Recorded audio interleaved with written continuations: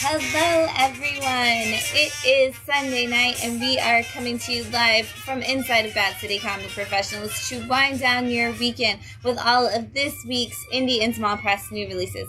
As always, I am your host, Shannon, aka Small Press Shann, here to talk to you about all my favorites and then some, and all the books. They're all my favorites, let's be honest. We do this every week where I pretend like I'm going to tell you just about a couple books, and I'm not going to be like overly excited, and then I get way too excited and talk about all of them for way too long. So buckle up, strap in, and get ready for another great weekend where we talk about some fantastic comics.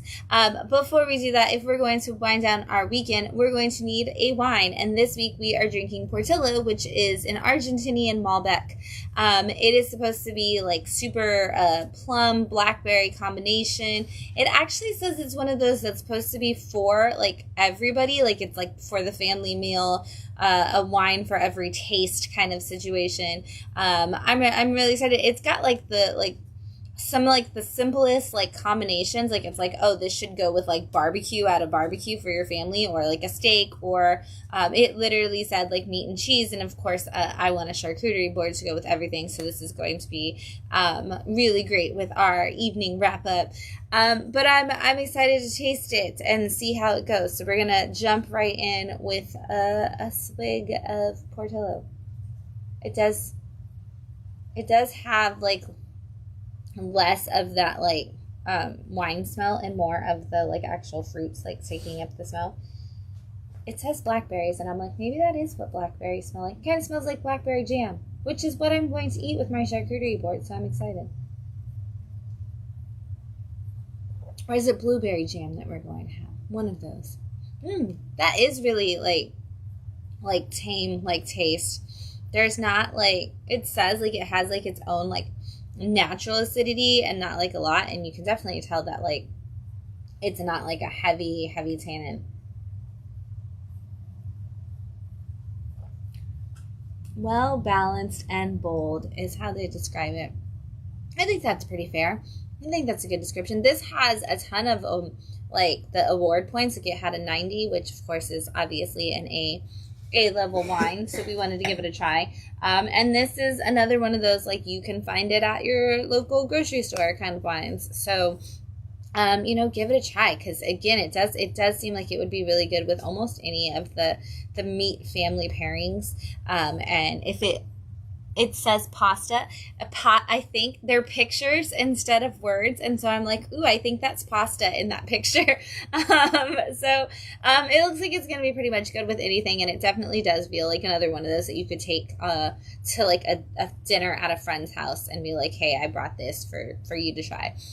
Which I think Malbecs kind of fall into that category in general, where they're not like as spicy as a Tempranillo, but they're not as like sweet as some of the other wines, and they're not as like dry as some of the other wines. They kind of like hit that like almost red blend feeling, but without having the red blend sweetness to them. So this is what we're drinking tonight. If you're joining us in the comments, give us a shout out. We want to know you're here, whether you're watching live or you're watching later on YouTube. We want to know what you're picking up this week, what your favorite books were, and just what you've been enjoying recently. So drop it in the comments and let us know. I'm going to slide that over.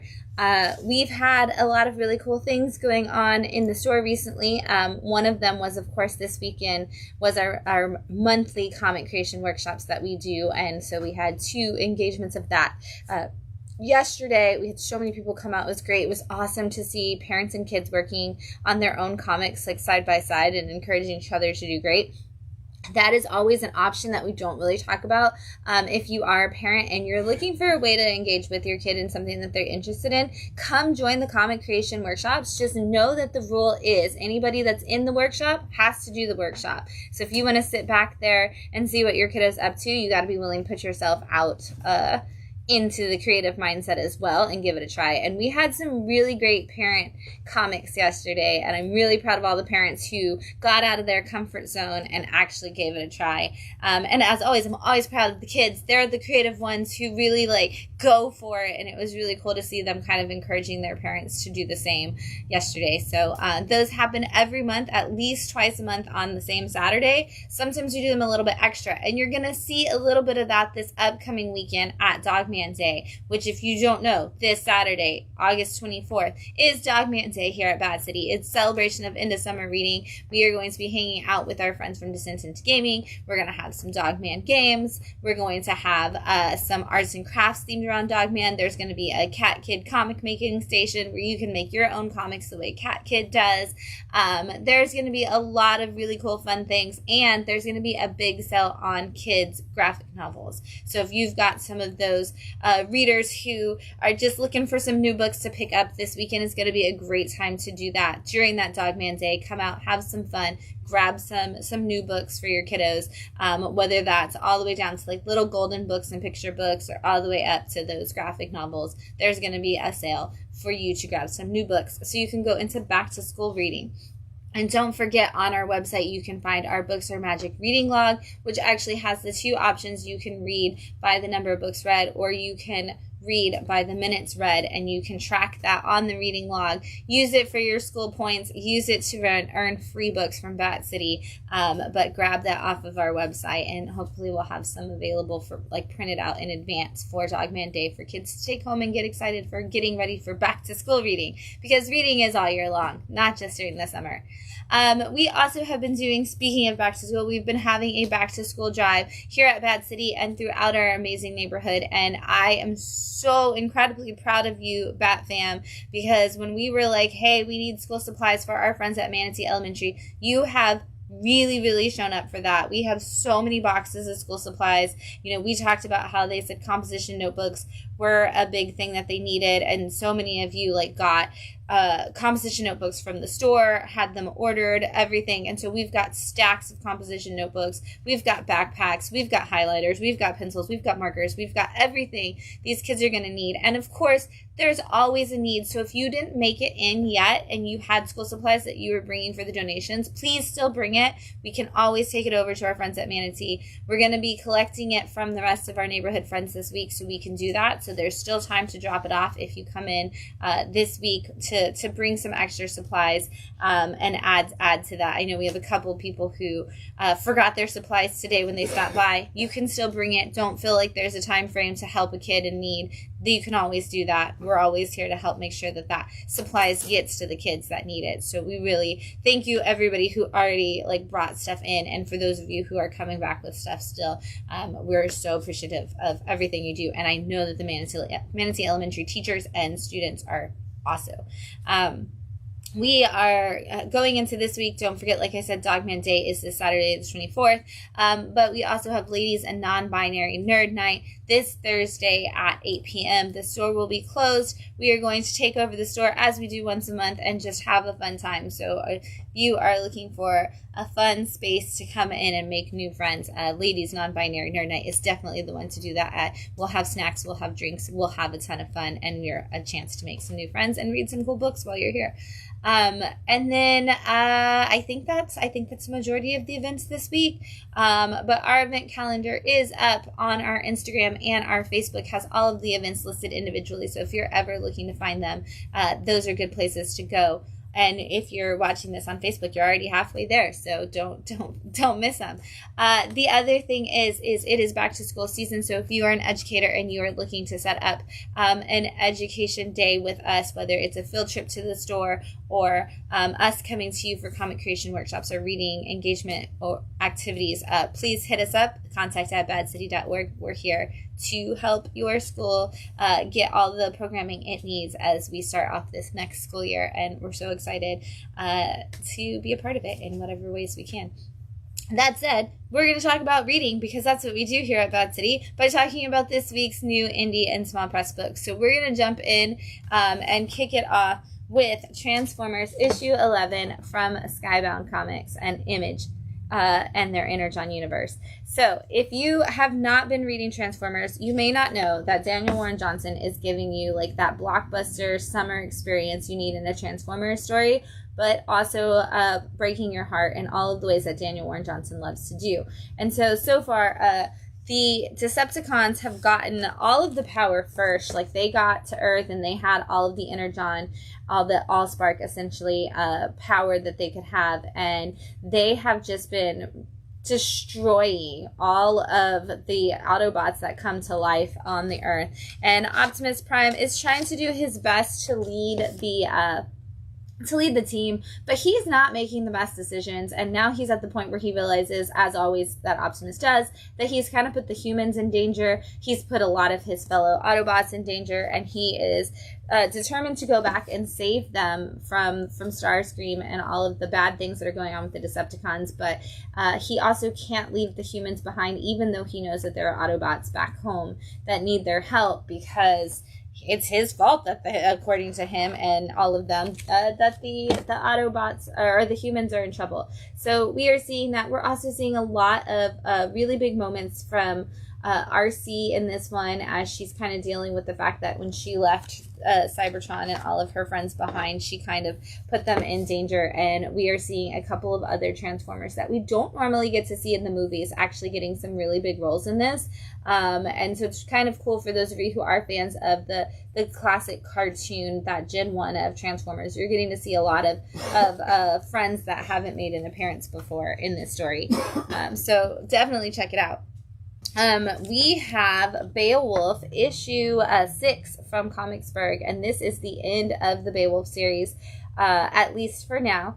A beautifully perfect, wonderful ending, honestly, for this. But if you haven't been reading it, this is all about a girl and her cat, who are essentially the heralds for the person who's going to come and stop the monster, stop this dragon, and our Beowulf, if you would. And he is in this modern time, and he's trying to deal with being like that not so lovable loser and kind of getting his stuff together. They have gone through a lot of adventures. It has not worked out so well. They are at this Ultimate Dragons fight scene, and we aren't sure if we're going to make it out. And we get this really beautiful moment that made me hug my cat.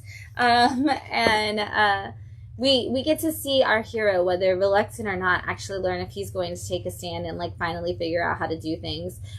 This is such a great way to modernize the Beowulf story and kind of make it accessible for the kids who didn't necessarily get into Beowulf. Because honestly, giving me a cat telling me the story of Beowulf is definitely a way better way to get me to enjoy classic storytelling like that. But again, it just has such a perfect ending, not just for each individual, but for the team as a whole. And so this was one of the very first Comicsburg books that we got, and so it's kind of sad to see it come to an end, but it's also great to see how much they've grown since this book and how many more books they've brought out. And speaking of, we've got some exciting gifts here, and I'm going to attempt to open them on the screen, which I am an awful unboxer. I'm also one of those people who opens boxes with the box cutter coming towards me, so if you're watching this at home, don't panic. I haven't cut myself today, so... Alright, so we're going to open this up. This is from our friends at Comicsburg, and I'm so excited to see what's inside, because I have no idea. You saw me just unwrap this. I have not opened it up at all. Oh my gosh. We've got a couple of things, so I'm going to take them both out. Didn't take out that bubble wrap. Thank you for using bubble wrap. It's always good. Alright, so we've got a special ad for the Edge trade paperback in here, which is a cool little poster for it, which the Edge is their superhero book. And we are going to open this up because it feels like there's some more stuff inside of here. So I'm going to take this tape completely off. If you ever open up a bagging board with tape on it, it's always a good idea to just take the tape directly off of it immediately so that you don't have to worry about getting your comic on the tape. I have so many people who are like, I just put the tape on the comic, and it's like, yeah, well, that happens. So, oh my gosh, so we got some stickers. Oh, they made stickers of the guys from the Edge. Oh my gosh, this is great. These are super cute. Little manga almost S styles. And then it looks like these are character cards. So there's going to be character cards for all the different characters from the Edge in here, which is really cool because a lot of times small presses put the character cards into the book, and you're kind of it takes away from the space of giving you story. And I like that this isn't just about this was something separate, something extra, a cool benefit of being a follower of the series, we get to see some of the characters. Oh man, I'm gonna hold them up side by side so you can see. Like, I'm gonna fan it out. Because we got a whole bunch of cards for each of the characters, and it does still have like their bio and then the weapons and characteristics and powers and abilities on the back, so you're able to actually get that team information for those characters. But we didn't actually like lose any space in the comic necessarily to do this, which is kind of cool. I like this, and I like that they're using multiple illustrations of the characters. These kind of look like probably their actual character design sheets that they originally used. And then this is just this is a cool, this is like actually like an ad, it looks like, and I can't tell if it's like an in-universe ad or not, but there's a QR code to scan, so I kind of want to see that. And then we got this box that says The Edge Mystic on it. I have no idea what's in the box. This is where everybody yells at home, "What's in the box?" Like every time I say it. So we're going to open up the box and see what's in it. Whoa, holy crap. Okay. I did not know this was what was going to be in here and that this was what was coming. Holy crap. This is super dope. Oh my god. I'm like panicking now because I have to put a toy together on the screen. Okay. Oh, see? I'm panicking. Okay. There he is. Okay. All right, I'm going to hold him because I don't know if I got him in there all the way. But that's so cool. Can I turn him around? Yeah. He's got, like, his swords go in. That's so cool. That's super dope. Oh my gosh. So, shout out to Comicsburg and Marvin for this awesomeness. This is super cool. Marvin Wynn, writer of The Edge. Yep, Marvin Wynn, writer of The Edge, actually sent this out, and I'm going to hand this over to you, Matt, so you can check it out. I want it. I know. I was like, I know you're going to freak out, so check that out. That's super cool. And then look at that. Again, that box. That's so dope that they put that in there. So thank you, Marvin, and thank you, Comicsburg, and keep doing cool things. I love that. One of the things I love about Comicsburg is they are always like, you know what? It's like, let's keep going. Let's try new things. Like, let's put out different kinds of books. Let's put out different, different kinds of merch. Let's do different kinds of advertising. They're always out there, getting themselves in front of retailers and actually like providing like really cool things to their retail partners. And so shout out to them. Comicsburg, you are crushing it with some great books, and just being a great ally to comic shops everywhere, and we super appreciate you. All right, so I'm going to slide that over there because otherwise I'm going to sit here and play with the toy all night, which means that also there may be no more cuts on the video tonight because Matt may play with the toy for the rest of the night. So I've handed it over. It's no longer my responsibility if that happens. All right. So we are going to keep going with American Psycho, and this is issue 5 from Sumerian. Now, I'm going to be honest. I totally thought that this book was over at issue 4. Like, it seems like such a good, like, almost wrap point, like, dry, like, open ending that I, like, totally didn't realize there was another issue coming. And I'm so glad that this is the wrap-up and that, like, this is where that went, because this was such a good conclusion to the story. So if you haven't been reading it, this actually kind of gives a new look at the American Psycho story. You know, we're kind of at this point where like Bateman's like in like a home essentially, and we're not even following him. We've seen like the whole back end of his story and kind of seen it from, you know, the detective's point of view, and him falling in love with essentially the, like, Donald Kimball falling in love with the concept of what Patrick Bateman was doing. And we kind of see that he's chosen him as his inspiration, and this 5-issue series has been a love letter essentially to Bateman from Kimball. And we learned that there was another piece in the puzzle that we hadn't heard of necessarily before, and so he's been tracking that piece of the puzzle, and he's kind of brought it into this, and he is bringing all of those worlds together right now, doing this thing to kind of get Patrick's attention. And it's very interesting to see how this all plays together, because we actually learn at the end of the day, like, is there any man inside of this monster for either of them? And like, I was really worried that they were going to go in a bunch of different directions that would kind of like change the mindset and the mentality of this story and what they did. And with that last ending, I was like, oh, I could see how this like kind of like changes the lore a little bit, but this one kind of like brings it all back in a different way that I wasn't expecting. And so if you haven't read it yet and you're a fan of American Psycho, honestly, if you shop at Bad City, you're gonna have to wait for a trade paperback, because I don't have the first couple issues anymore. But if you can hunt them down, and you should definitely do just that. All right, we've got Geiger issue 5 from Image and Ghost Machine, which is Jeff Johns and Pal's new imprint at Image. And so if you've read Geiger before, you know that it started around the time of the pandemic. There was a story from Jeff Johns. It is actually continued into this new world, and so we are still following the same man, Geiger, who is known as the Glowing Man, and he has been trying to make his way across the desolate wasteland to try to figure out if there really is a cure for the condition that he has, which has essentially radiated him. And in this volume, he has made friends with a knight who he does not want to be friends with, but this guy is like, I'm going to follow you and I'm going to stick with you no matter what. And over the course of the issues, we've learned a lot about Geiger's reading style. And his knight friend, trying to make things right, accidentally leads some bad people to them. And now they are in some trouble in this issue, and they have to figure out if they are going to be, how they're going to get out of it.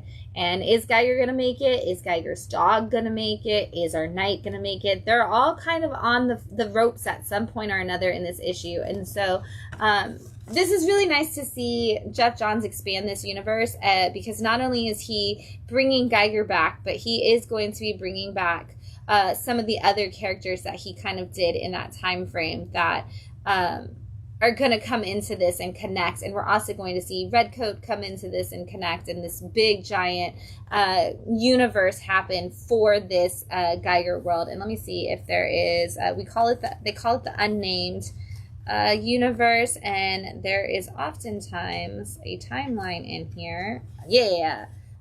There is a timeline at the back of all of the unnamed stories, so that you can see where all of those Jeff Johns books that have been coming out recently all fall in line with each other, and how they're gonna intersect is going to be the big thing that we are going to see very, very soon after this issue. It looks like we are building really close to that impending crossover moment for all of these series, and so I can't wait. I want to see how they connect. I'm very, very curious. Since we're at like the beginning of America and the end of the world, like, and we're putting it all together, I just want to know how it's going to work. We've got Heartpiercer issue 4 from Dark Horse. This is a big like sword and sorcery kind of fantasy coming your way from Dark Horse, all about a girl who had sacrificed herself to be in line with like this evil dark lord, and she thought she was doing all the things he needed for her to be his one true love and his one and only. And in the first like 2 pages of the first issue, he's like, yeah, no, I decided you're not my choice, and he just kills her.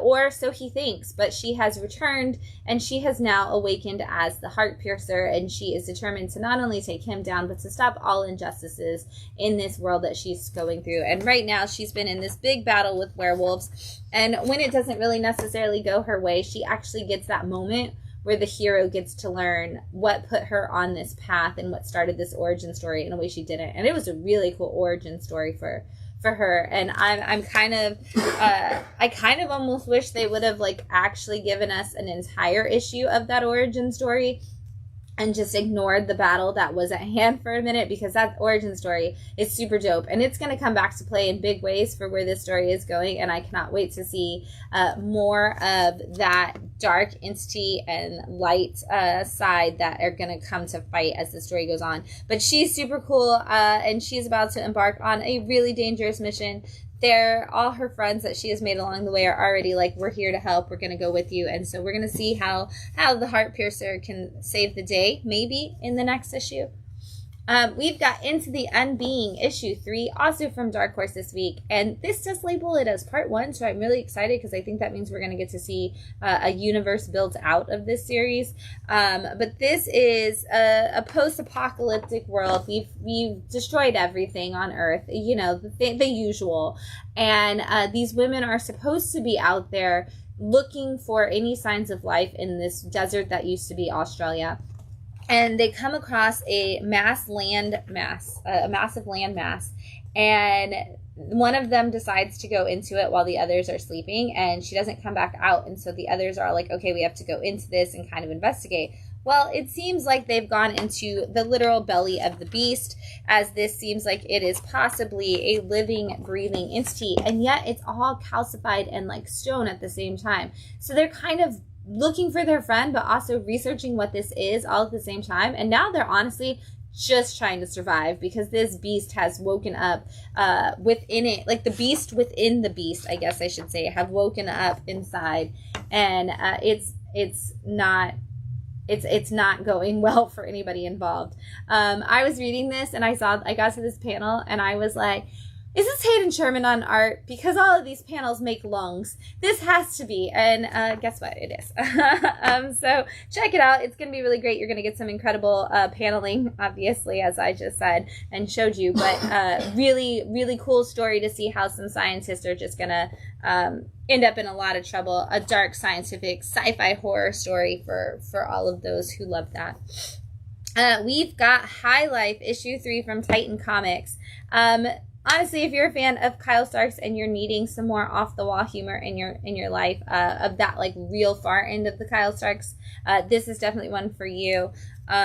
This is about a world where there's these aliens that are also guns, and there is a human bounty hunter who's trying to like essentially stop the war, and now there is a massive serial killer who's going after all the bounty hunters that were humans and all the people from the human side. And so the Gatlians, which is the Gatlians, because it's like a gat, the Gatlians are helping this bounty hunter try to find the serial killer and put a stop to it. And it's the one bounty hunter, the aliens, the Gatlians, and their resident friend who they've picked up along the way, Steve Buscemi.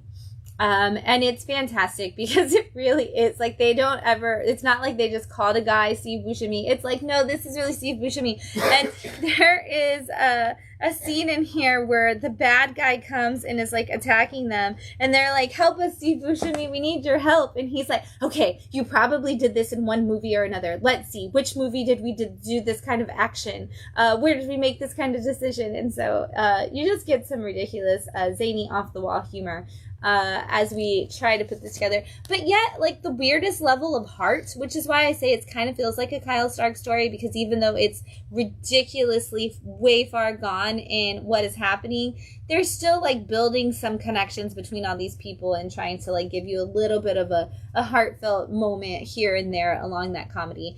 We're gonna see if our friends can make it out alive or not as they continue to fight this serial killer. Speaking of serial killers, we've got Profane issue 3 from Boom Studios. This is all about a detective with a very special circumstance who is trying to figure out who has been killing people connected to a writer of a famous crime novel series. And so this guy has been doing an investigation, and in the very beginning, he finds himself like waking up in different places and kind of completely forgetting what he did in his investigations. And he is slowly but surely starting to piece it together. Now, I did tell you that when it got to issue 3, I was going to spoil the entire thing for you if you hadn't picked it up yet, because you needed to know what was going on. But I just don't want to. I still want you to come have that moment when you figure out what the cool, interesting thing about this detective is.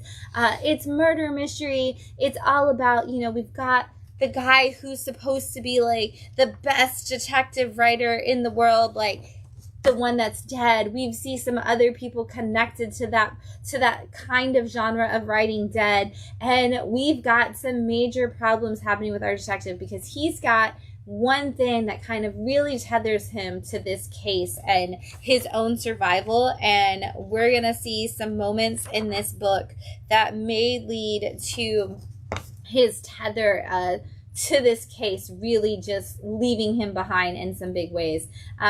Seriously, if you are a fan of detective novels, if you and comics, and you are not reading profane, just check out that issue 1. Peter Milligan's a great writer. He tells really great stories, and he always has like a perfect little twist for whatever he's doing. And this one is definitely one. You know the beginning, from the beginning, you know the twist like from issue 1, but it definitely gives you a good story along the way. I'm going to take another drink. We're drinking Portillo wine. Again, a Malbec that's from Argentina. A little bit of the spicy flavors, but mostly it's going to settle into that blackberry and plum flavor. So not too sweet of a fruit, but not too rich of one either.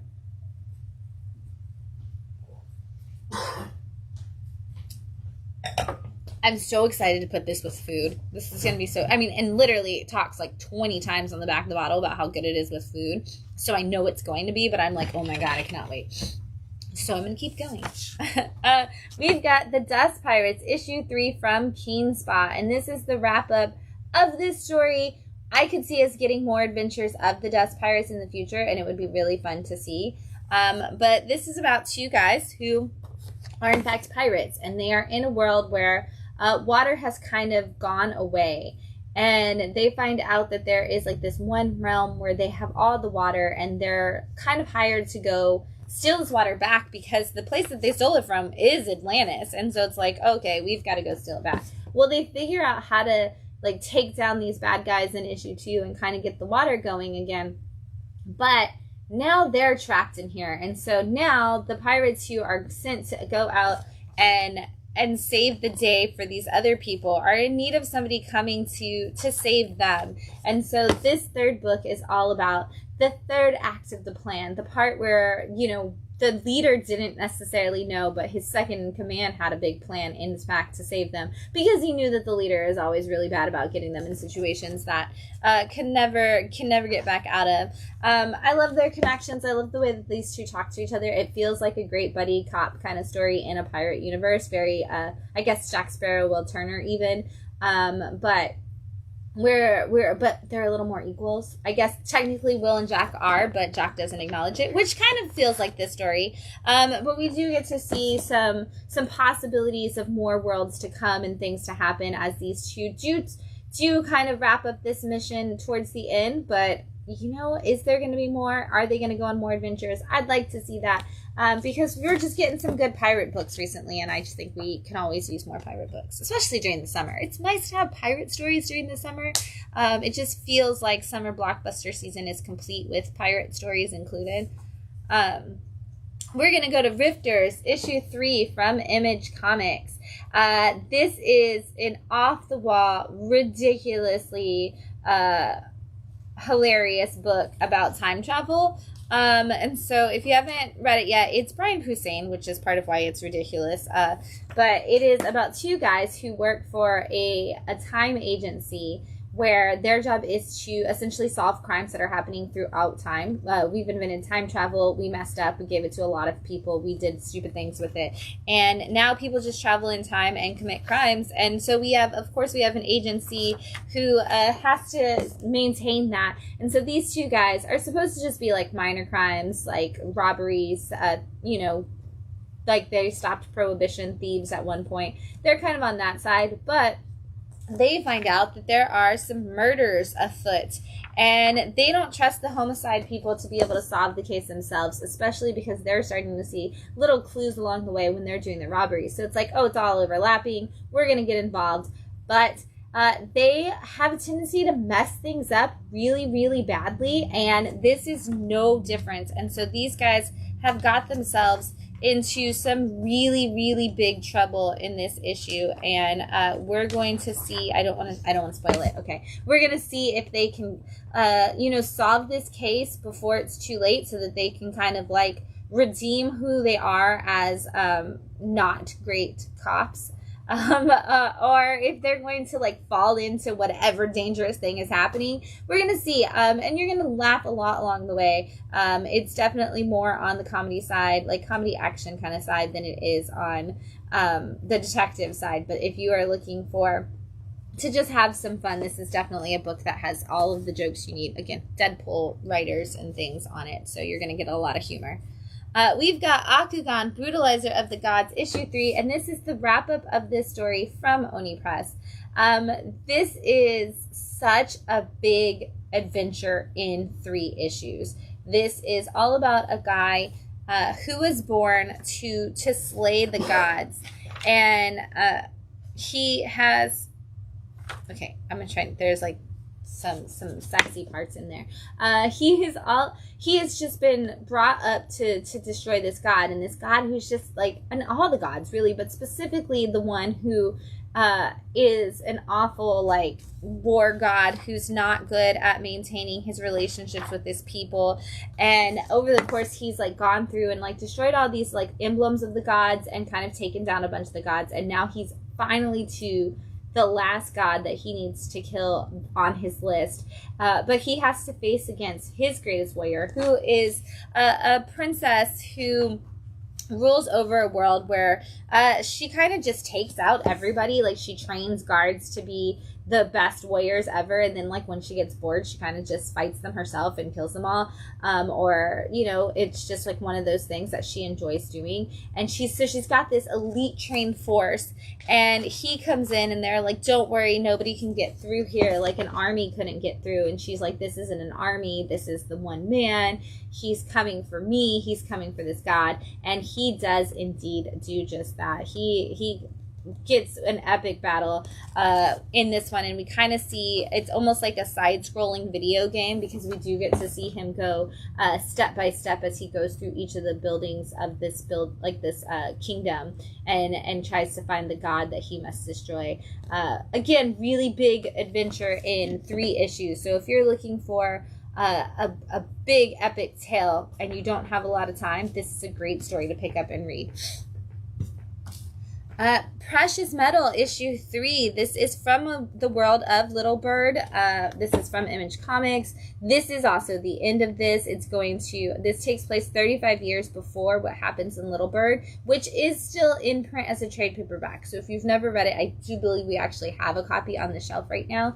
But this is, it's all about a guy who has made some bad decisions, has ended up involved in a lot of things, and he finds himself having to save this one child. And in the course of his adventuring for that, he keeps putting the woman he loves into danger, and his own child, essentially, the daughter of that woman. And so he is like, he keeps going further and further into his own adventures and kind of pushing them aside. And now all these people have come after the woman he loves. And if you've been reading this series, you know some stuff happens to her. And he's like, I have to just find this child, this god child that is essentially building our world. I have to keep them safe. I have to figure out why it is that everybody else is after them. And so he's like, I can't, let everything that's going on happen in vain. Like, I actually have to complete this mission.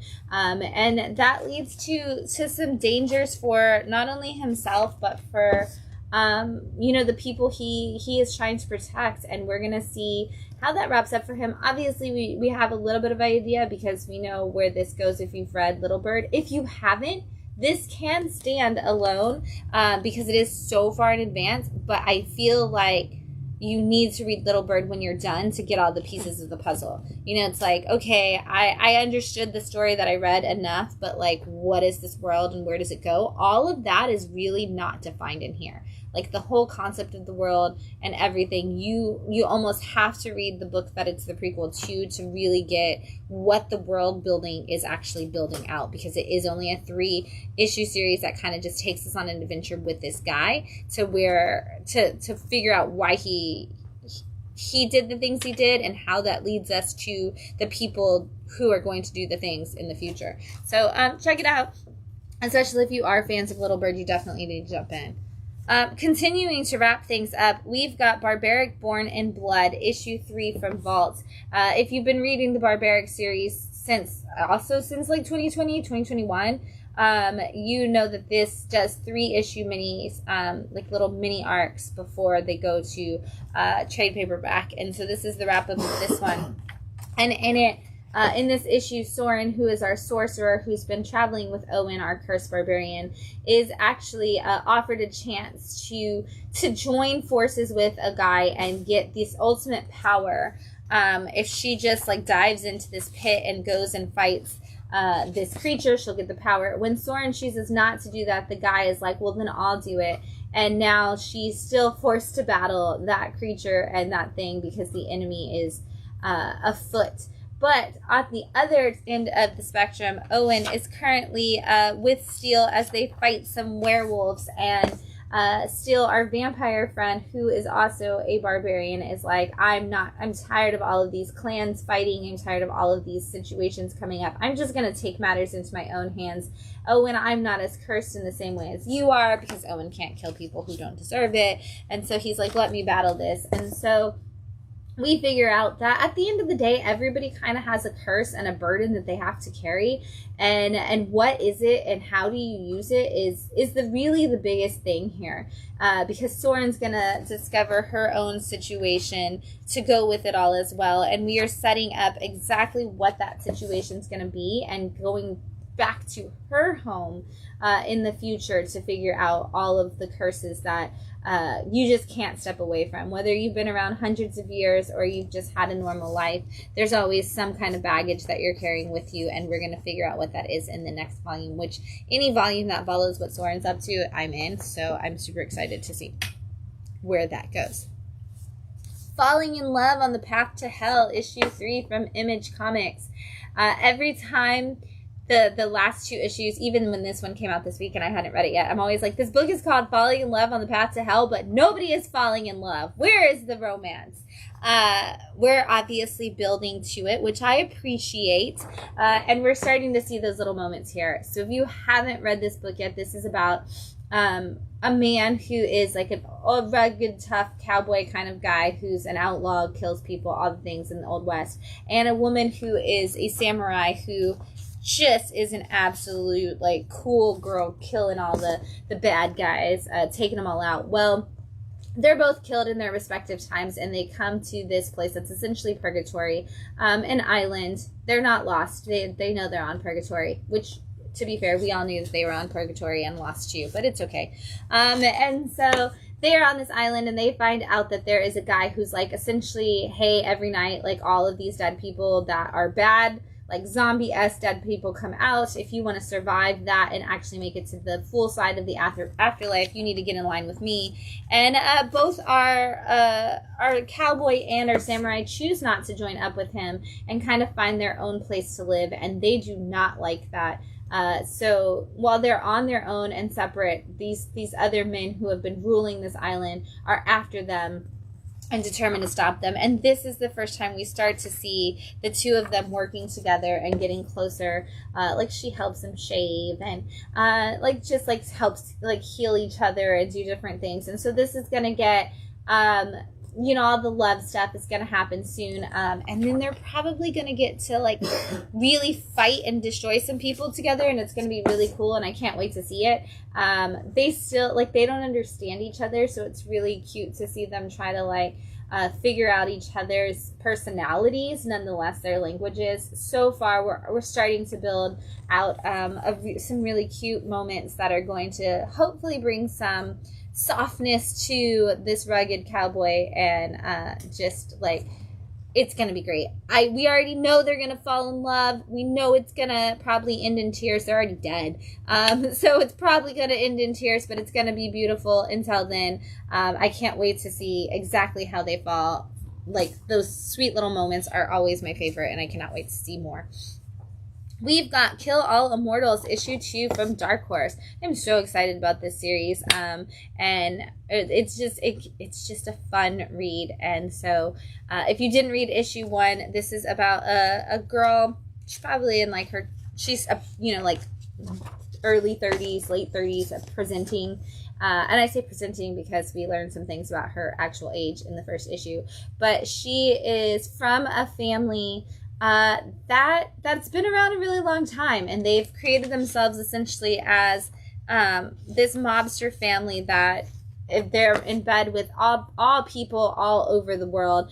And she is working as a humanitarian, and a reporter is doing a story on her. And in the process of that, her family finds out, because they are supposed to be out of the media spotlight and they don't trust any reporters. And so they call her in, as well as the reporter, only to threaten their lives. And so now she has decided to stand against her family. And there is this epic battle to come between her and all of them. Is she going to make it out? Are they going to, like, is this reporter trustworthy is already a question I have. Like, I'm half and halvesies on it. Like, sometimes I'm like, oh, this is good, you should totally stand up for him. And other times I'm like, I don't trust him. I don't think he's a good guy. I think he's going to be shady in the end, and you're just falling for a cute face. Like, I don't really know. I mean, obviously, I don't think her family is, like, good guys either. But, like, is everybody going to be shady in this book? It's quite possible. I don't really know. I do know that if you are a fan of Hunt, Kill, Repeat that recently came out from Mad Cave, this is a great sidestep to a different universe. It's very much like that, as she's having to kind of battle against her siblings and her family in an epic all-out war kind of situation. And whether or not any of them can die is kind of up in the air, hence the Kill All Immortals. I love Zach Kaplan, so I know that this story is going to go in a lot of really cool places. Can't wait to see what they are. We've got Barfly issue 2 from the world of Minor Threats and Dark Horse Comics. Honestly, if you haven't read Minor Threats, this is probably the easiest one to jump into. Outside of the main titles, it's kind of starting to feel like the Hellboy universe, which Dark Horse loves to build universes like that, where you had your main story and now you just get a bunch of side quests from different characters. And this one is all about Barfly, who is actually a fly. He's an anthropomorphic fly type guy, a giant fly. He walks, he doesn't talk, but he does walk around. He loves playing the guitar. He loves being a cool dude. And he just has like a regular dude job, like at a fast food restaurant, because he was originally the henchman for an evil villain who was like controlled bugs, and he was treated really bad. And so when the evil villain got arrested, he's like, I'm just gonna try to live my life. And he hangs out with his friends at a local bar. He plays punk music on his guitar. He just is trying to live his best life. Well, at the end of issue 1, the villain gets out of jail and comes for him, and he's like, I'm taking you back, you're gonna be my little lackey again. And it's issue 2 kind of puts him back in that spot, and it's not really where he wants to be, nor is it where he should be. He doesn't belong there. He's way cooler than them, but his boss is trying to make him go out and do all the nefarious deeds of a supervillain and supervillain lackey, I should say. And it doesn't actually work out the way anybody expects it to. I really love Barfly. He's a great character. I want to see him I want to see him be happy. I just want to, like, you know what? You know who he needs in his life? He needs Franny from Fish Flies to come. She loves to be friends with bug guys who can't talk. If Franny was in Barfly and she could come and save him, I think it would just be the greatest crossover of all time. I'm just throwing that out there. While this is a world that was created by Jordan Blum and Patton Oswalt, it is actually this series written by Kyle Starks. So that's why there's so much heart to this little guy. I really hope that he just tells his supervillain boss to shove it and becomes a good guy, or at least just a guy, because he's got a buddy at work who really wants to start a band, and I think that would be cute. And the buddy at work is like a regular human. He's like the only one. Like, there's not other like anthropomorphic animals. The supervillain just turned him into like this giant fly, and he just needs friends. Watch out. He might be on the list of comic book characters I want to be friends with at the end of the year on the Badtastic Awards, because Barfly needs love. We've got The Domain issue 2, which is from Dallas Comics, but it's really from Image Comics. Dallas Comics is the fake publishing company inside of Chip Zdarsky's Public Domain. So this is written by the characters in Public Domain or Chip Zdarsky. And so this is If you are reading Public Domain, you know that they recently decided that they were going to redo the story of the domain, and actually, instead of giving one guy those superpowers, they were going to see what it would be like to give them to 3 people. However, there's still only only one of them can have the power at any given time. And so these 3 characters are currently trying to figure out how they can all have the power, because they're supposed to be on the hiding, being on the down low, and actually not getting involved, but none of them can handle that. So each time one of them goes out and secretly tries to use the power, somebody else secretly tries to use the power, and so they find themselves out on ledges of buildings, and suddenly they have no power, or fighting against bad guys, and suddenly they don't have strength.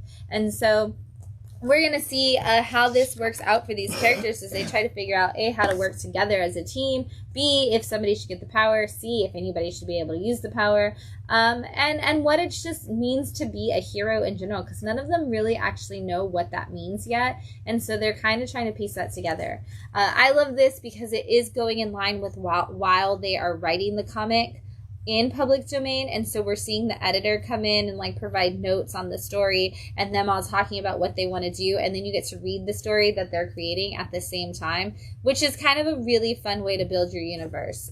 No surprise that Chip Zdarsky would have a really fun way to build a universe, but it's fun. If you are reading Public Domain, grab this as just a side story to see what's going on with the fictional characters that the fictional characters are creating. We've got Soul Taker issue 2 from Mad Cave. This is essentially what if Joan of Arc was able to actually grow up and age and was secretly an immortal being who stopped bad wars and things from happening, or fought against them at least.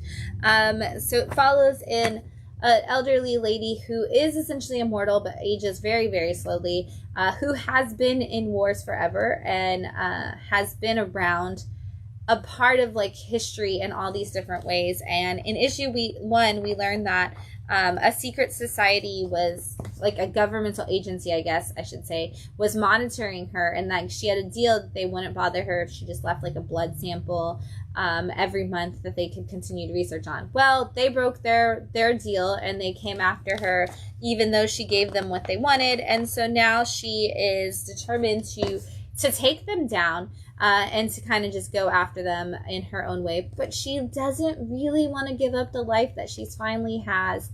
She's finally starting to live just like a normal human and just be retired from all of that. And so in this issue, we see how she's torn between the two things that she wants to do, because she doesn't want to give that up. But we also see that not only is the government after her, but it appears that a secret society in and of itself has come for her, because now she is exposed. And so she's got a lot of enemies that are coming to get her, and she's going to have to kick all of their butts. And I cannot wait to see it, because she's so cool. And honestly, if my granny was still alive, I would send her this comic and be like, yo, this is just you. Are you secretly a warrior who's been fighting? Because it totally reminds me of her with the way she behaves. But I love it. It's awesome. I can't wait to see more of the universe, because we're just starting to figure out who she might be, where she's from, what the societies that she was a part of were. Is she just from some secret assassin society that lives throughout existence? We're learning all of those little pieces of the puzzle each time she has memories and flashbacks of things. So I can't wait to see what it all comes down to. Doctor Who, the 15th Doctor, issue 2 from Titan Comics and the BBC. I actually am reading this because I haven't gotten caught up on Doctor Who, so I'm cheating, and I'm reading this to have fun with the 15th Doctor, because I'm not actually watching the show yet because I'm behind. So let's just call it what it is and say spoilers, which River Song is very upset about, I'm sure, for all of you Doctor Who fans. But this is the 15th Doctor. He is he is at a far end of the world where these people are living inside of a shopping mall that doesn't really have the electricity and stuff anymore. And he notices that there are Cybermen down in the basement, and he is trying to fight against the Cybermen, as the Doctor so often does. But we learn in this issue that there's something different about these Cybermen. They might not be what we think they are. and they might not have the power that they usually do. And so the doctor is trying to help a young child, and his his companion is off on her own, also getting trapped in places, possibly with other creatures and things. And so there's something big going on inside this mall, and every time you think, okay, it's not Cybermen and it's totally fine, they come back and you're like, is it Cybermen? I don't know, it's Doctor Who, twists and turns. We're gonna figure it out at the very last minute when the doctor tells us what we were supposed to figure out the whole time, because that's what he does. And he's gonna save the day. You know it's true. It's gonna be amazing, and you're gonna learn beautiful heartfelt lessons along the way. Honestly, if you've never seen an episode of Doctor Who, I feel like the comic series is a great way to figure out if it's for you, because the doctor, being that he regenerates, or they regenerate at this point, because we did have a female doctor, since the doctor does regenerate, every story is a new start, and every experience is a jumping in point. And so if you haven't ever Doctor Who'd before, this is a great place to go. And if you are a big Doctor Who fan and you just want to come and nerd out about Doctor Who, I'm always here for you, but I am really behind on the show, because I don't have time to watch TV anymore. But I do have time to read comics, so I'm secretly catching up in the backwards side of things. I'm going to take another drink before we jump into number one.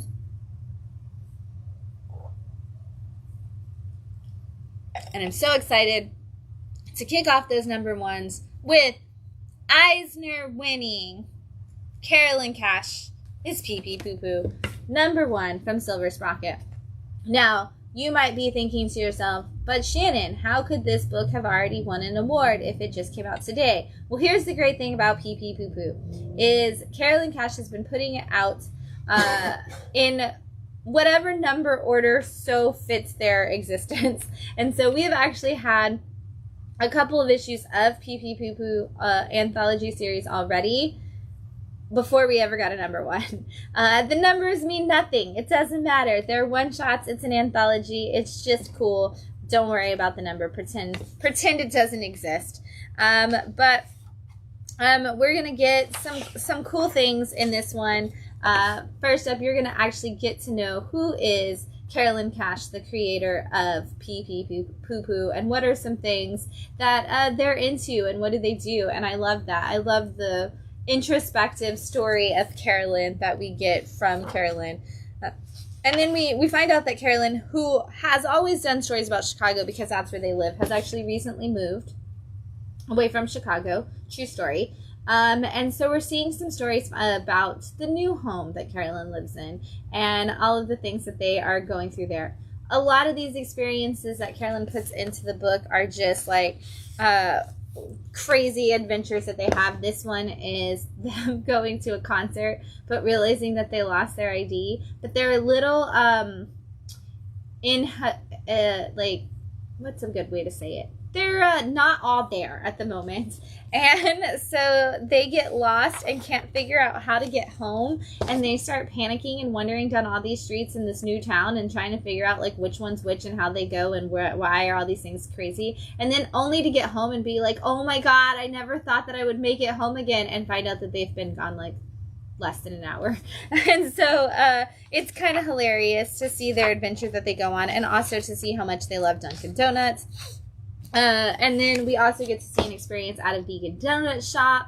And I guess Carolyn is not a vegan based on this story. So it was funny to see the experience of their attempt to doing that, to figuring out if a donut was... if a donut is actually really, the whole thing ends up not being out about a donut at all, but I'm not going to tell you what it actually is about. We get to see a story about back in 2020 when Carolyn was first coming back out of the pandemic and trying to meet people and date, and what that was like for them, and the awkward experience of never knowing if you're on a date anymore, and whether or not you're just like hanging out with somebody, or whether or not you can call it a date. There's lots of little vignettes in here that are super cool and amazing, but one of the greatest things about all Silver Sprocket books, for these anthology humor Silver Sprocket books, I should say, is that we get some cool stickers, and once again, that is the case. And I really want to put this one on everything I do, which says, do I look younger than 21? Because that is a question that Carolyn asked in one of the comics, and they made a sticker about it. And I really just want to put that on everything for all the people who tell me that I look like I'm in my 20s. I just want to put that on my forehead and wear it around sometimes. I love the stickers. I love pee pee poo poo. I love that Carolyn got an Eisner for it this year. Congratulations again, my dude. Well deserved. Super talented, and like Carolyn said in their Eisner speech, I am also glad that you don't have to single-handedly staple all of the books anymore. Congrats. We've got Defenders of the Earth, issue 1 from Mad Cave. So if you are a fan of Flash Gordon and other pulp heroes, this is going to be a book that you absolutely need to pick up, because this is going to feature a lot of fan favorite pulp heroes, including the Phantom, which is super cool. But this is supposed to take place after a massive war where the Defenders of the Earth were all trying to stop the bad guy that is Flash Gordon is known for fighting. And they end up doing that, or at least Flash Gordon does. And so they all think everything is going to go back to normal. But then we fast forward to the future, and to today, essentially, and all of the heroes have kids, and the kids are just kind of trying to like find their place in the world with their parents. And so like Flash Gordon's son is just actually trying to get to have dinner with his dad, and Flash has let all of the attention and celebrity of being a hero go to his head and is kind of a complete and total jerk now. Meanwhile, the other heroes are actually trying to figure out if they can return home, which for many of them is the continent of Africa and different parts of that, and they are trying to figure out if they can go home and put some of their 7 nations back together. And it's not looking like it's going to work the way that any of them want to, because some new villains have arisen, and the situation that's going to cause for some major family drama is going to definitely be what we see unfold. It feels very much like reading like a Justice League of Pulp Heroes kind of comic coming together right here. And there is there is actually like an event guide for Flash Gordon Quarterly, and Defenders of the Earth, and where they all are going to fall together. So if you are picking up Flash Gordon at your LCS, your local comic shop, make sure you also ask them for Defenders of the Earth and Flash Gordon Quarterly, because Mad Cave is letting you know that they are all going to interconnect a little bit as the stories unfold. So make sure you grab all of those. This is actually crazy. I did not mention this at all, but Dan DiDio is actually writing this. So it's weird to see Dan DiDio, back on comics and at an indie publisher. So we're seeing Dan starting to pick up a title again, which is kind of cool. We've got Babs, issue 1 from Ahoy Comics. Don't look at my top corner because I damaged my beautiful Babs. But this is so exciting. This is Garth Ennis doing a sword and sorcery comedy. If you are a fan of Barbaric at Vault, we talked about it earlier, and you didn't grab Babs this week, do yourself a favor and go out and grab it immediately. This is the story of Babs. She is she's her own like sword for hire, essentially, kind of a barbarian. And she's got some friends, also some female barbarians. They like to get drunk in bars. And one day, while they're doing just that, a ragtag group of people come up to them and they're like, "We know who you are. You're the daughter of this guy, and you killed him, and he was our leader, and we're mad about it." And she's like, "Definitely not me. Y'all got the wrong girl." And they're like, "No, it's you. Like, how dare you? You don't know what you're talking about because you're a woman. Like, you wouldn't know." And she's like, "Probably would have stopped talking now, because if you don't, I'm gonna have to like kill you, and it seems really inconvenient for me because I'm just trying to enjoy my drinks here." But she's also out of money, so Babs takes this fight, gets what she needs so that she can keep drinking, gets drunk, makes some terrible choices. All the things that you only normally get to see the male like barbarians do. We see it in Deathstalker, we see it in Barbaric, we see it in Conan. They all make stupid decisions. They all over party. They all get to like slice and dice wherever they want to go. They all have a talking weapon of sorts. Well, Babs gets all of those things too, except we get all of the humor that Ahoy is known for, and it is just fantastic. And you're getting all of that, especially now, that like new Garth Ennis, storytelling style. And so we're getting a great message, a great comedy, a great fun adventure. I'm totally 100% in. I read this early in the week and I was so stoked about it. But if that could not have been the coolest thing on its own, it also has your first teaser for the new Toxic Avenger coming this October 9th to be exact, from our awesome friend Matt Bors. I'm so excited about this. This is going to open up a major world for Toxie fans that you are not going to want to miss, and you've got your first teaser in there. It's gonna be so cool. I don't want to show you all of it because there's only like 5 pages of teaser, but I am going to come back to this just so you can see this.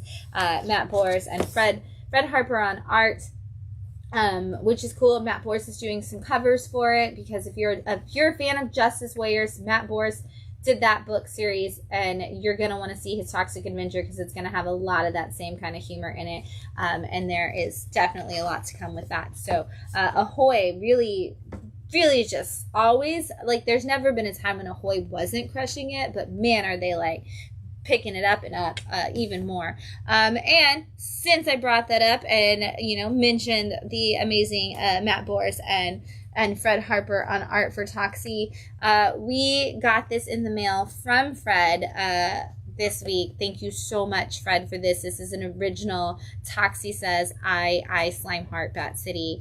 I'm so excited. This is so cool. Thank you so much, Fred, for sending this out. We cannot wait for the series. I actually had a person even today. We have the Toxic Avenger bookmarks at the counter. If you haven't picked one up, you can. I actually had somebody today was like, wait a second, there's a new Toxic Avenger series, and I was like, yes, comes out October 9th, and they were like, put it on my pull list right now. So I'm so excited to see all the people who are already signing up for that.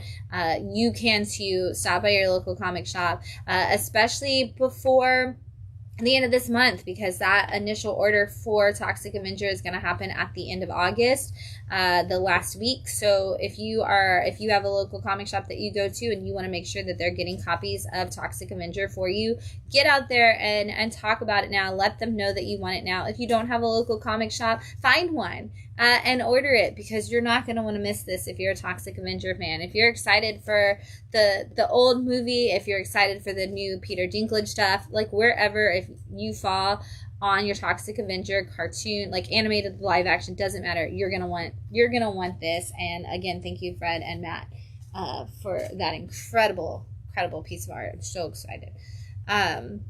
All right, we've got Kardak the Mystic from Archie Comics. Of course, this is one of our Archie horror books, so it is a one-shot. I really think this one for sure should be another one that they just keep going with because it's such a cool story. But this is all about a guy named John Cardy who is calls himself Kardak the Mystic, who is just absolutely determined to get famous for being a magician. And of course, like as an illusionist, it is all that. It is just sleight of hand. It's magic tricks. It's illusion. And his partner is like, hey, we've been engaged all this time. Things are still going kind of well enough, but like maybe it's time we take a break and we just get married and have a family and do magic as a hobby for a little bit. And he finds, of course, that shop that's never existed before that suddenly appears with the little old lady who tells him all about magical amulets that are inside, which, as any horror movie fan knows, don't do it, don't take it. But he does, and it gives him all of the wishes of all the powers he wants, but it comes at a price, and that price is that it is opening up every time he uses it, a portal to the other side that is going to let some dark entities out. And so he must decide, is he going to continue to use it so that he looks like he has actual magic powers and becomes the famous mystic and magician that he's always wanted to be, or is he going to save his family and make the right choice? It could go either way. You're going to have to read it to find out. Johnny Quest has returned with issue 1 from Dynamite. Okay, here's what I'm going to tell you about this before you even start. If you didn't get the free comic book day Johnny Quest book, go to a local comic store and ask them for it. because it actually on page 1 already references stuff from the Free Comic Book Day issue, and even has like the asterisk that's like, grab the Free Comic Book Day issue of Johnny Quest to know what we're talking about. So get your Free Comic Book Day issue. We might have some left. I don't know.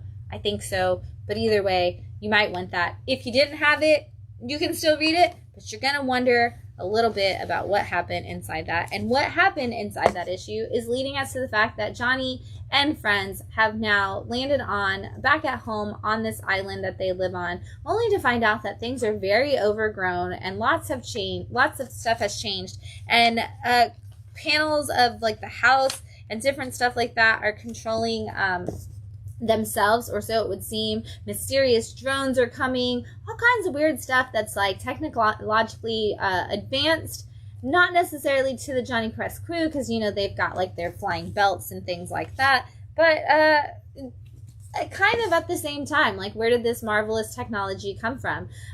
Meanwhile, while Johnny and friends are hanging out outside trying to figure out their own adventure, like their own mysteries over here, his dad and Race find out that inside the house there is some mysteries in and of itself, like what the date on the planner on the desk says, a date that they have never reached. And so, did we travel to the future? Where in the future did we end up? Is Johnny Quest, like, going to be able to solve this mystery and save the day? I don't know, but we're about to get a really big adventure from a small guy who is going to need some help from some friends from some unlikely places. So if you're a Johnny Quest fan, you definitely need to check it out. It has all of the same, like, excitement and adventure, and you're not going to want to miss it.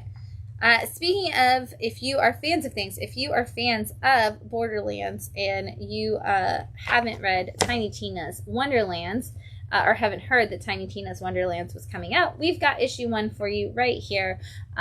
This is Tiny Tina throwing D&D night, essentially, and she is trying to get a bunch of friends to come together to play the game with her. And while some people are a little reluctant to play it, one friend really, really wants to be included, and that's Claptrap. And if you do play Borderlands and you're annoyed by Claptrap, don't buy this comic. And yet, at the same time, maybe do, because it does make all of the jokes about it that you're probably thinking in your head while you're playing the game. But they find out that Tina has a diary, and she may be a little sad about the fact that she is the only kid in the universe. And so they feel like there's something going on secretly of her feeling insecure about being small, about being having a small voice, having a small role, and that maybe that's why she's in charge of all the bombs and things like that she does, because she wants to make sure that she can feel big. And so they are trying to make her feel better by playing her game with her, only to find themselves stuck in a whole bunch of adventures that they don't necessarily want to be stuck in, and only, to keep finding out that they are kind of stuck with Claptrap no matter where they go. Can they figure out a way to make Tina feel like she's included? Can the world, can they solve the mysteries of these games and win? I don't know. Do you win D&D? I don't know. Can they survive? Can they figure it out? Are they going to run out of snacks? And is Tina going to figure out that they read her diary and possibly unalive all of them? We're going to figure that out as we go on this adventure. Again, if you're a Borderlands fan, this is just a fun one. It feels very much like a lot of the universe, but also I think I was today years old when I realized that Tiny Tina was a child and not just tiny. So there you go. You learn something new every day. All right, we've got TMNT Night Watcher number 1 coming your way from IDW and a part of our Teenage Mutant Ninja Turtles relaunch. This is all about a vigilante that is in our world. And so a lot of questions were asked about like the Ninja Turtle world with this reboot, and so it sounds like all of the Mutanimals and their neighborhood still exist. It doesn't seem like that went away with this new launch, and so there is a vigilante who seems to have taken it upon themselves to protect that. And I love the way this issue is done, because we are seeing somebody narrate the vigilante like attacking people on the street.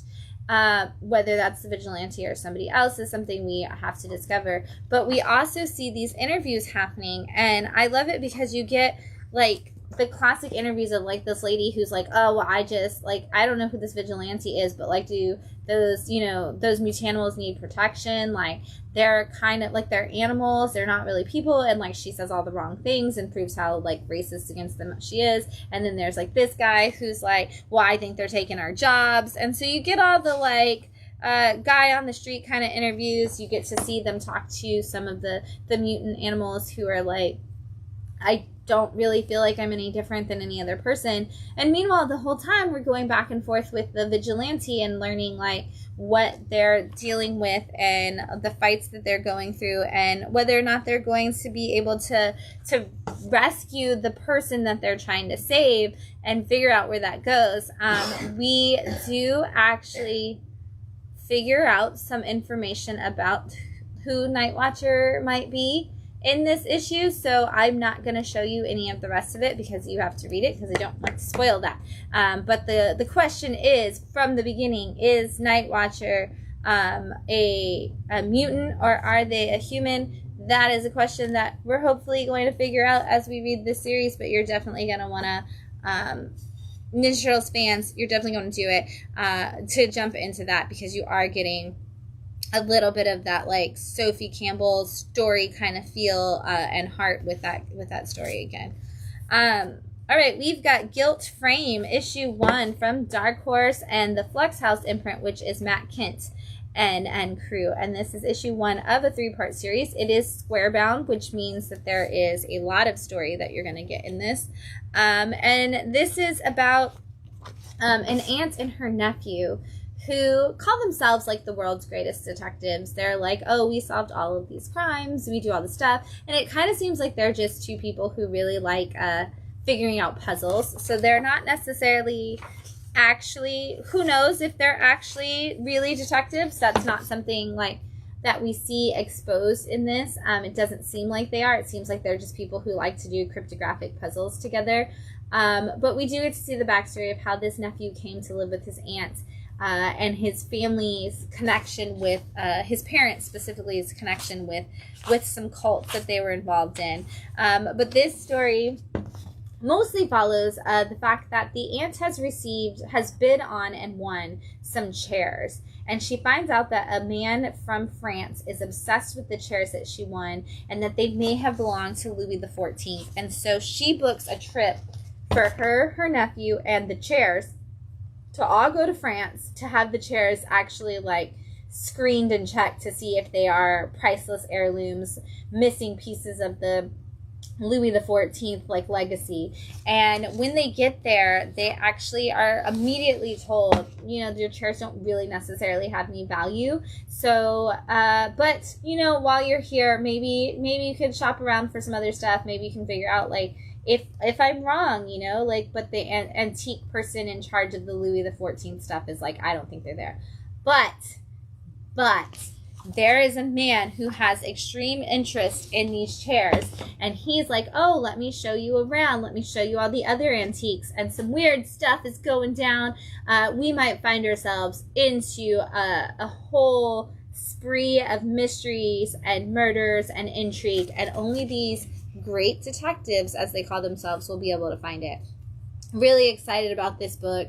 It's going to go in a lot of really great ways. Matt Kent is an excellent spy thriller story writer, and so I know we're going to get some, and I already love the connection between the aunt and the nephew. We're also going to see some stuff come back into play with that cult from the nephew, because we do actually see a little bit, we have some back information, and I always tell you this, read the articles at the back of the book. We are going to see some information about, like a news article about the cult that the nephew's family was in. We're also going to see some information about this woman in black and her involvement with like stealing artifacts and things that may have treasures that may be unfound. And we're gonna get a big mystery. I'm so excited. It's going to be so good. Make sure you grab that. Make sure you grab it. Just go. Do it. We've got Mist, Address Unknown, from Dark Horse Comics, and this was a one shot. Yes, this was a one shot. That just gave us a really cool story. It's all about a world where we have what they call the oh my god, how do they say it? the unlight, so like sunlight but without the S, and the fold, which is all darkness. And basically within the fold are all these monsters and all of this stuff that creepy things that come out for them. And there's this brother and sister who are couriers, and they are on their way to deliver some packages, and they end up crashing on this island that nobody's ever seen before. And in that island they find that the world is half unlight and half fade. And so them and a couple of other people who crashed there decide, let's start a settlement. And they're like, we could open a post office here, so we'd be halfway between both sides of the world, and we can do deliveries for everybody. And so they decide, okay, we're going to open this up. And they were like, lots of people are going to want to come live here. So they do. They actually open it up for other people to live there, and they start building out a great community. And one night, very early on in the new residents' arrivals, something happens, and there's an earthquake, and the fold starts to spread, and monsters start to come for them. And they have to figure out how to control that, and whether or not they can continue to survive in this world that they were not prepared for, and for things that should not be able to get to them suddenly being able to attack all of the residents that they brought there. And it's up to them to kind of save the day. And so we're going to see if they do that as we get towards the end. Again, one shot, so you can get the whole story for $7.99. The whole thing, oversized book, one story, kind of like a little mini trade. All right, we've got Damaged People, episode 1 from Damian Connolly, and this is from Alien Books, which, you know, they have Valiant, but they also have some manga and other things. Honestly, like, this was so good. This is like right before my picks of the week, because I still don't really know if I want it in there or not, because it's such a good story and the art's so cool. I love it. But this is this particular story is about a teenage girl who feels very alone, and is like, she's super into ghosts and things like that, haunted houses, and she likes the scare factor because she does feel alone. So she ends up wandering into a house where she encounters a ghost who has been there since, like, she's kind of the same age, like a teenage girl, and they kind of start to build this relationship between the two of them. Like, is it romantic? Is it just a connection? You know, is it a little bit of both? But she ends up finding out all of the backstory of this ghostly girl, and trying to help her with her experience that she's having. And she kind of has to learn, like, is finding a person that you can relate to, is it more important to, like, save them for yourself, or is it important to, like, help them pass on? And, you know, can we fix ourselves and fix each other at the same, like, others at the same time, and, like, build up and stuff. It's a really beautiful story, well done. Every story in this Damaged People is going to be a completely different one. It's going to be like a horror, suspense, romance, kind of anthology of stories, all completely standalone, and just give us some stories about people who need help and to need to find somebody, and who do it in all of these, like, crazy off the wall Damian Connolly style ways. If you are a fan of Children of the Comet or Follow Me Into the Darkness, those are also Damian completely stories, and so you should probably pick this one up. And honestly, I don't know what the rest of the series is going to entail, but if you only picked up one right now, I'm like, you would be completely happy with just this one, because it's just a nice, beautiful story. Has a little bit of Beetlejuice feels in there at some points. Like, she feels very like Lydia Dietz a little bit. So if you've got, like, that teenager who's kind of, like, excited about Beetlejuice, or if you are that person who's excited for more Lydia Dietz stories in your life, that's definitely a good one. All right, I've got a couple of picks of the week. So this is A Phone Call Away from Mad Cave. It's actually a trade paperback, but it's really a graphic novel. It's not a trade paperback. It's just trade paperback size graphic novel. But it's fantastic story. So this is all about a family, a mother, father, and their daughter. A few years back, the mother and dad lost their daughter. Somebody came and, like, kidnapped them, and the police weren't able to find the child in time. And so, as, like, the child was found dead, and so these parents were, like, tragedy struck. They didn't know how to deal with it. So they got a reality TV show out of it, and they have a new kid now, and it's them on their reality TV show called, like, Second Chances. And they're about to throw a birthday, like, wake up moment for their new daughter. And when they bust into the room to surprise her on camera, it turns out that kid's been kidnapped. And they're like, oh my gosh, what happened? But they're like, we have to go and we have to do all these interviews. We have to find our kid. And they like put everything live on the internet. And so they're like constantly like, trying to put forth a brave face or whatever, and hope that the police can find their kid. Well, while they're in the middle of an interview on like Good Morning America, essentially, this person calls in and is like, hey, I have your daughter. She'll be returned to you if you admit all of the things that the father did. Like if he confesses his sins, the sins of the father, if he confesses all those sins, I'll release your daughter. That's all it's going to take. And he starts, yelling and admitting some things and doing some things on this show. We start investigating. We are also at the same time following the investigation of a journalist who had been investigating the original murder, but nobody ever told the police that she was involved. And like the family started a restraining order against her because they thought she was a crazy person. And so she is back on this case with the original detective who wasn't able to save the first girl. So just a typical like crime procedural, like follow the like clues, try to put it together, following like 4 different people's perspectives and really kind of just seeing, are we going to be able to save this child, and what really happened the first time around. Really good story. Definitely check it out if you're a fan of crime. Not committing it, but stopping it, I guess I should say. We've got Sir number 1 from Boombox. This is in my picks of the week because everybody that has been reading I Heart Skull Crusher has a little hole in their heart right now while we're having to wait. And this kind of fills that hole, but it also has that same world of a comic manga kind of crossover. And it gives you a little bit of all of those kinds of storytelling elements that you get in manga, but in the comic form. This is about a teenager named Avery who gets accepted into a very, very elite school that's impossible to get into. They're like, there's no way I would have gotten into this school if my parents hadn't died. Like, I kind of played my parents died tragically guilt card, but also like used their money to get into the school.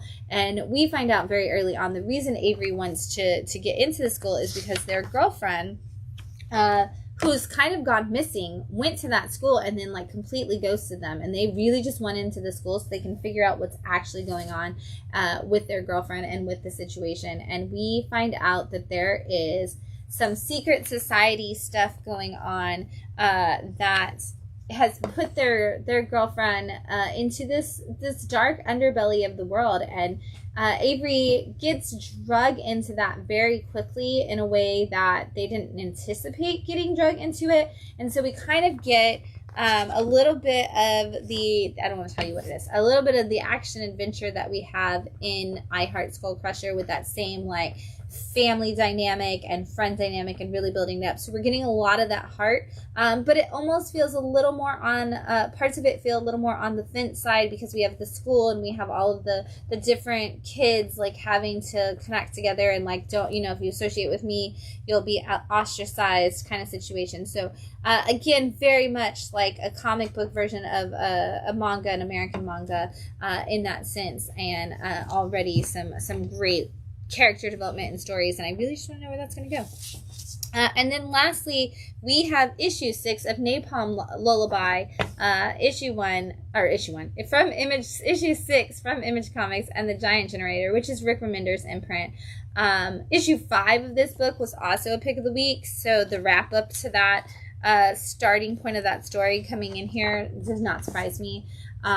This is not the end of the book, but it is the end of the arc, and they did say they're going to go on a break. So if you haven't been following Napalm Lullaby, it is about 2 people who are siblings who live in a world where we kind of just generated the idea of a god and said like this person is God now and everybody must follow it, and put a theocracy in place over our like government and everything. And so these siblings have been trying to take that down and expose it for what it really is. And now they are actually in the point where they come into the fight and they realize that there's more at stake than they ever even thought. And there's this connection between them and what's been built up.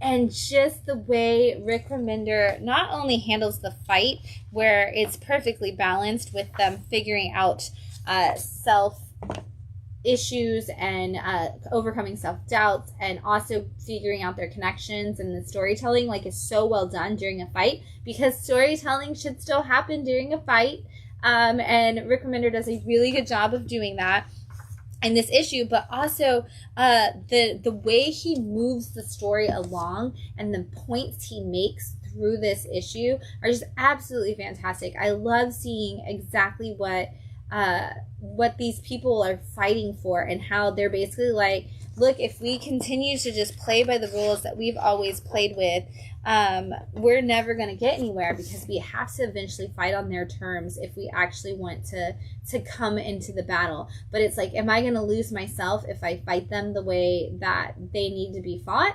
And is it pointless at that point? Or am I making one of those, sacrifice plays that can save everybody, even if I don't necessarily want to fight this way? And then just the conversations and the actions that come after that initial thought on that are just absolutely fantastic.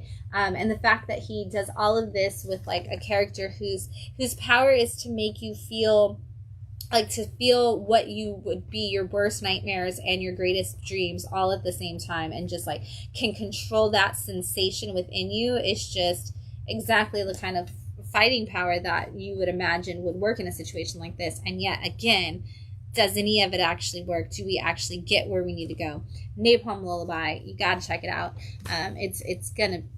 I can't wait to see what happens when it comes back, but I'm glad there's this break where I can like force everybody to read it and catch up, because you need to. You absolutely do. And so I'm going to slide these over because we've got a couple more. We've got some books in stock that you aren't going to want to miss. I'm going to save these for just a second. But we've got The Outsiders, issue 10 from DC Comics, that part of that Dawn of DC going on. We've got Red Sonja, Empire of the Dam, issue 5. Helverine is back with issue 4, that Ghost Rider Wolverine kind of situation going on there. Batman, Gotham by Gaslight, the Kryptonian era, or Kryptonian Age, issue 3. I love how cool Wonder Woman looks on that cover. We've got Batman and Robin issue 12. We are doing some celebration covers once again. Absolute Power is just really like pushing through as we try to get towards the all-in event coming soon to a comic store near you. But we've got Task Force 7, and this is issue 4 already of that series. We've got Death in the Family, Robin Lives, issue 2 of 4. Now, I actually had somebody ask me this week, and so I want to clarify what this is. So basically, if you know the story of Jason Todd in Death in the Family, he didn't make it. There was that whole everybody call in and choose, do you want Jason Todd to live or die? Well, the system voted it was Jason Todd died back then. That's what came out. Well, recently, like earlier this year, they released the facsimile essentially of what it would be like if Jason Todd had not died. What if he had lived? And now they're taking that a little bit further, and it's like, okay, so Jason Todd lived, what's the aftermath of that? And this is the series that like is essentially the aftermath of if Jason Todd had lived in, what is it, Batman 428, something like that. I think so. I don't know, I'm not a Jason Todd fan. Right, I think that's right. But yeah, anyway, this is a 4-part series that kind of shows you a little bit more. And it's written by J.M.D. Mateus, who was like writing a lot of the time period of comics, so it's kind of like somebody who kind of is familiar already with that time period. We've got DC Vampires World War V issue 1. We're returning back to the world of DC versus vampires. I'm so excited. I love this series. I cannot wait to see what we're doing when we bring more of it back. And it's still Matthew Rosenberg on it, as we bring out I should show you that. As we bring back the official, if you didn't catch it on Batman by Gaslight, the official Elseworlds logo back on your comics, bringing it back at DC. We've got Fantastic Four issue 23. Our Gotham City Sirens have also returned to us, and we have issue 2 out I'm very excited because Punchline seems to be joining the Gotham City Sirens based off of the covers, and I can't wait to see how that's going to play out with her in the group. We've got Green Lantern issue 14, Incredible Hulk 15, The Vengeance of Moon Knight issue 8, Sensational She-Hulk issue 10, Rainbow Rowell still giving us a great She-Hulk run. We've got Amazing Spider-Man issue 55, but I brought you this cover because we are still doing those What If Disney variants. And these are not to be confused with the What If Disney series that's happening. These are just variants, and they are always going to be Amazing Spider-Man. So keep that in mind when you check it out, but this is also a celebration of the 60 years of X-Men. Miles Morales Spider-Man issue 23. We also got our Spider Society issue 1 this week. Action Comics 1068. Goodness gracious, that series is just flying by. Immortal Thor issue 14. The Ultimates issue 3. Venom had issue 36 with this Disco Dazzler variant. You are gonna want to get those cute, cool Disco Dazzler variants, but also we are experiencing a big world right now in Venom. Did I not? Yeah. We are in the middle of our Venom War, Eddie versus Dylan. We're gonna see what happens. This is our Venom War Spider-Man tie-in. Does it have a checklist? Yes, so there is a checklist for all of your Venom War titles at the back of the book, so make sure you grab it so you have your calendar of when they're coming out and what is coming out. It looks like you are going to be Venom Warring until November 27th, so happy Thanksgiving. We've got Werewolf by Night, the Red Band story. We are getting a vicious, brutal Werewolf by Night story that you're all very excited for, and I know so many of you have been waiting. We have X-Men issue 2 for the new X-Men title, and speaking of new X-Men titles, X Factor is back with issue 1, written by the great and powerful Mark Russell. I feel like that's the only way to describe him, because he kind of does feel like the Wizard of Oz. Like, everything he writes feels like it should be a new Wizard of Oz book. Can we let Mark Russell write a new Wizard of Oz book? Oh my gosh, that would be amazing. Can you do like a modern Wizard of Oz comic, Mark Russell? I'm just spitballing here. You don't have to pay for the thing because Wizard of Oz is open domain. You don't have to pay me because I don't care. I just want it. I will pay you, Mark Russell, because that's literally like so much what Mark Russell does. It's just political satire and epic adventures of wonderfulness. I can't. Please, that would be amazing. Ahoy, if you're listening. Make it happen. And then we got some great graphic novels and trades in stock this week. We've got Little by Little, You Can Change the World, which is all about Michael, who's young, but wants to do the right thing and wants to help other people. And this is a really beautiful story of how that happens. We've got In the Shadow of the Fallen Towers. This is a graphic memoir about the 9/11 Twin Towers and this everything going into that. It's like seconds, minutes, moments before and during, with all of that, with a journalistic story that goes with that. We've got, I'm going to save that for last, we've got Mighty Morphin Power Rangers TMNT Volume 2 in stock.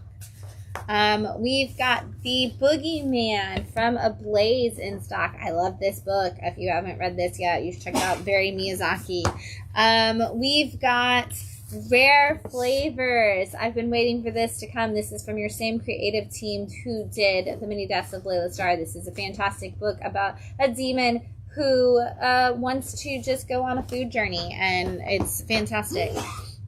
We've got Moth Boss. This is your new Fantagraphics graphic novel, all about a young person who's estranged from their grandmother, who goes to their home and finds themselves dealing with all of the haunting demons of being gone for so long, the ghosts of it, all of the things that happen, the painfulness of being a part of a family, and just what comes with that. And it's super thick and amazing and Fantagraphics-y, so you know it's going to be a great story. And then, I skipped those things. Okay, before I go to the last trade, I forgot to tell you. Well, I'll wait, because I was going to wait for Matt to get back, but he just disappeared. So I'll tell you about the last trade first. We've got Houses of the Unholy. This is the new Ed Brubaker Phillips story. I'm so excited because this is actually supposed to be like their usual crime story, but now it's a horror crime story, and because we are currently obsessed with long legs in our house, I can't wait to read this and see what it is. But it is literally FBI agent, occult crime procedural. Like, Matt and I are going to be reading this tomorrow, probably, and I'm very excited about it. And then lastly, Matt, I wanted to show these off, but I wanted to make sure you were available when I did, because we've got 2 super cool foils that came in this week. First up was they made a Secret Wars 8 facsimile that is foil, and I needed Matt to tell me which way to hold this so you could see how cool it was. Ooh, ooh, ooh, ooh. Now I feel like you could literally make your jazz hand Spider-Man's dance. But also, if that's not cool enough for you, they made a House of Secrets 92 foil facsimile. I was going to take that price sticker off of it so you could see it without it. Oh, I did. Okay, cool. Oh, it's so cool. With my girl Louise on the cover. That is Louise Simonson, aka Louise Jones at the time. And also, this is Fresh Prince of Swamp Thing. Like, you know, whatevs. No, it's totally cool. You get a Fresh Prince of Swamp Thing facsimile, and it's a foil, and it's so cool and awesome and amazing. And honestly, like, if I was going to get a foil facsimile signed, I would make Louise Simonson sign this because she's on the cover and she's so cool. Anyway, those are the books in stock this week. There's tons of amazing stories out. If you didn't pick up books at your local comic shop this last week, head out, grab some of those, find the one that's right for you, and enjoy and just fall in love with comics all over again. This week at the shop, don't forget, Thursday is non-binary ladies nerd night. That sounds so much better when I say it the other way because the ends go together. Ladies and non-binary nerd night. See how wonderful that is at 8 o'clock this Thursday. So come out and join us. It's free. It's fun. It's a great time. And then Saturday the 24th from 12 to 4, drop in anytime between 12 and 4 and participate in Dogman Day. Bring the kiddos, bring your comic adults. It's cool. They're welcome to come and Dogman Day with you. Lots of fun activities, some fun games. It's going to be a blast. And as always, Wednesday is New Comic Book Day, so head out over to your local comic shop, whether that's Bat City or anywhere else. Just head out there and pick up all those great new comics. And if you don't get a chance to read them all, or if you're not sure which ones to pick up, join us next Sunday night at 9 o'clock when we meet you right here again to talk about all of the latest and greatest in indie and small press comics. Until then, I'm going to keep enjoying my Portillo wine, and you are going to have some happy reading. Night, everyone.